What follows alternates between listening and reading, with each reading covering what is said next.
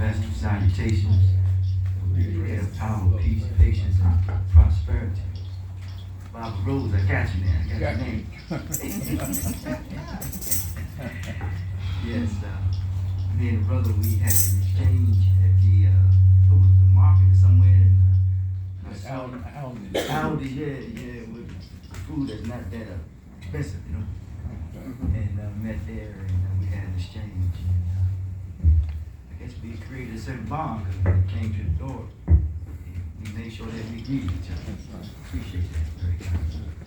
Yeah. I just noticed that your daughter looked like you. I just know that. Wonder why.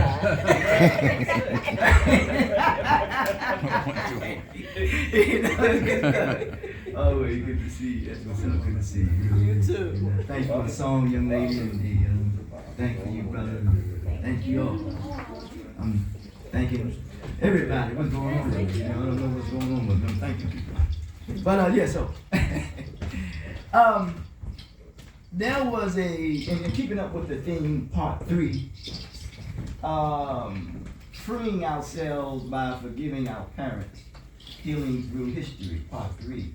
Dr. Winkler thought it was necessary to go through this in its entirety, that we don't want to move too fast, and because things need to take root, you know. And the deeper the root is, the stronger the trunk of the tree. Come on, yes. So we want to be strong and that wise. Yes. And I looked at 3D, three part is 3D, and it took me to a sister that I presented to a group of people named Valerie Thomas. Valerie Thomas was born February 8th, 1943, Baltimore, Maryland. An American scientist and inventor who, while working at the National Aeronautics Space Administration, she invented what we call the transmit of 3-dimensional images. Ain't that something? Mm-hmm. Yeah. I shared that with a group about maybe 3 months ago when I was talking about 3-dimensional learning, 3D learning. But I want to expound on that, if I may. As it pertains in connection to the theme that Dr. Winkler is going to present on the communal spirit, and conscientious perspective. Those two thoughts one comes from Julius Nyerere, and the other is Kwame Nkrumah. Yeah. And I thought that, and I come to conclude that a commune people live together in the determination of sharing possessions and responsibilities, holding themselves accountable one to another. And this sacred exchange occurs only on a spiritual level, for anything that remains in its natural form and natural state is spiritual. This progression of this maturation demands that humanity thoughtfully, intimately, honorably, and collectively through creative and analytical discourse, communicating a clearer image to the world. Because we have to realize that when Alexander went to Egypt, the first thing that he wanted to destroy is the image of how people see themselves. And the last thing was the communication system. Because once you destroy the image of how they see themselves, they will communicate that destruction. Yes. Julius Nyerere said, the framework of communalism emphasizes the necessity of unity through shared responsibility, or shared responsibilities, and collective well-being. This country said that they are in pursuit of happiness.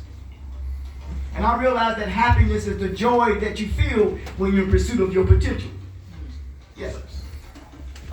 Communalism is not merely an economic arrangement. I think Chika Diop says about the Phoenicians, he was talking about in the Egyptians, he was talking about how he or she who controls the relationship, controls the necessities of the relationship, controls the relationship. Yes. This collective well-being is not merely an economic arrangement, but a moral and spiritual commitment do individuals recognize their interconnectedness and mutual dependence? Because I realize there are three phases. There's an independent phase, and an interdependent phase. The sun, the moon, and the stars, they get along, don't they? Kwame Nkrumah, conscientism, advances this idea by integrating the spiritual heritage of Africa with scientific socialism and humanism. Nkrumah proposed that the African identity must synthesize its indigenous communal ethos with modern intellectual rigor and social political organization. This synthesis aligns with what I have come to know, that we must reclaim the authentic image of ourselves and participate in mature social discourse. Let's look at some of the communal patterns as I'm on my way to the close of this wise of this framework, even the framework in connection with the theme of freeing ourselves by forgiving our parents, healing through history.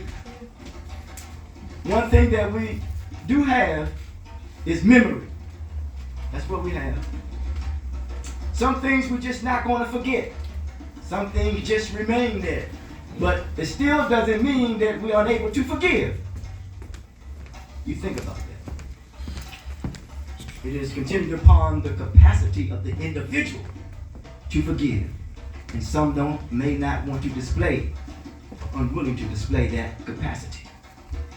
The communal patterns, 6 of them. One is reciprocity. The mutual exchange of goods and service and support to strengthen social bonds. These are communal patterns. 2, shared responsibility, a collective approach to decision making and accountability within the community. Communal patterns. 3, rituals and traditions, culture and spiritual practices that reinforce unity and identity. And that's what we're doing. 4, collective problem solving, the communal resolution of conflicts and challenges through dialogue and consciousness. We have to learn to reason with progression rather than regression. Number 5, resource distribution, the equitable sharing of wealth, land, and necessities to ensure the well-being of all its members. All that we do, it should ensure the well-being of one with another. 6, intergenerational continuity. Come on. The transmission of knowledge, values, customs from one generation to the next to maintain social cohesion, because cohesion strikes the decisive blow. I say.